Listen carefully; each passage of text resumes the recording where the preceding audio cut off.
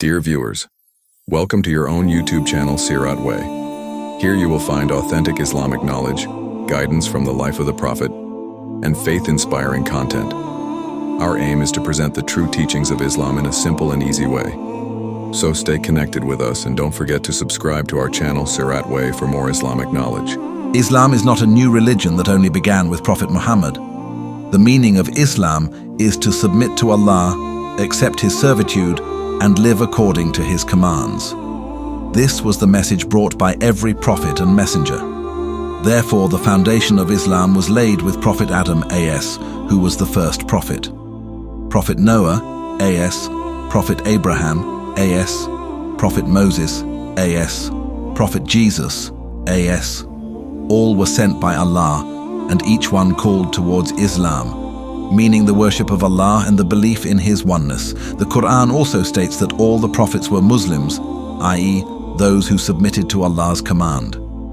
If we take Islam as the complete and final religion, then it began with the revelation to Prophet Muhammad, the first revelation in the cave of Hira in 610 CE.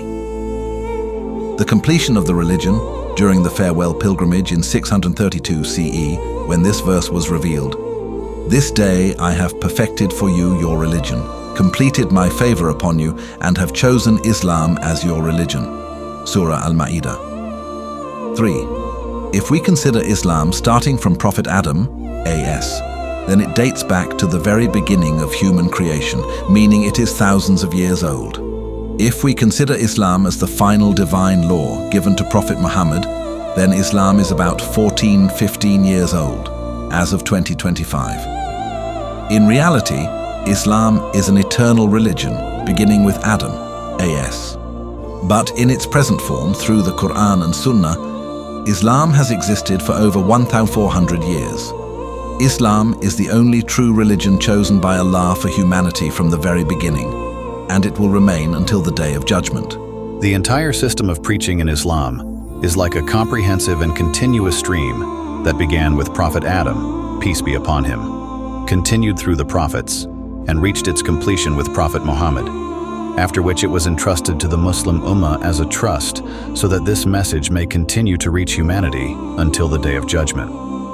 The Qur'an repeatedly emphasizes that the duty of the prophets was only clear conveyance, balagh muban, meaning to deliver the message of Allah clearly, and they were sent to their nations to distinguish truth from falsehood. Prophet Noah, peace be upon him, called his people to Allah for 950 years. Prophet Abraham, peace be upon him, lit the lamp of monotheism in an environment of idolatry and made his offspring the custodians of that message. Prophet Moses, peace be upon him, gave the Israelites the commandments of Allah and delivered them from Pharaoh's oppression. Prophet Jesus, peace be upon him, explained the reality of the faith to the Israelites with gentleness and mercy. And finally, Prophet Muhammad came, upon whom Allah completed the religion and declared, "Today I have perfected your religion for you," thus making the mission of prophethood complete. With this, the responsibility of preaching was placed upon the Ummah. As the Prophet said, "Convey from me even if it be one verse," meaning that every Muslim is responsible, according to his capacity, to pass on what he knows of the religion to others. To keep this system running, different groups were assigned different levels of responsibility. First were the companions, who learned directly from the Prophet and spread the message to every corner of the world. Some traveled to Abyssinia, some to Rome, some to Syria and Yemen, and others reached the Indian subcontinent and Central Asia. They spent their lives in sacrifice, jihad, travel, and dawah, so that Islam would spread everywhere. After them came the followers, tabi'an, and their followers, tabi'an, who preserved the Qur'an and Sunnah, compiled the Hadith, and established the principles and laws of the Sharia, so that future generations could receive Islam in its pure form. Then the scholars and jurists continued this mission, explaining the religion through teaching, writing, and issuing fatwas, representing the intellectual and scholarly aspect of preaching, where the details of the religion, its proofs, and its subtleties were clarified.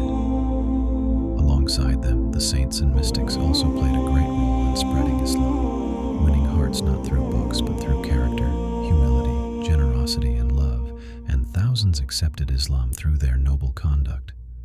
Thus, two main dimensions of the system of preaching became clear: the intellectual and scholarly dimension led by the scholars, and the practical and ethical dimension carried forward by the saints and ordinary Muslims through their actions. And Islam unites both to form a complete system.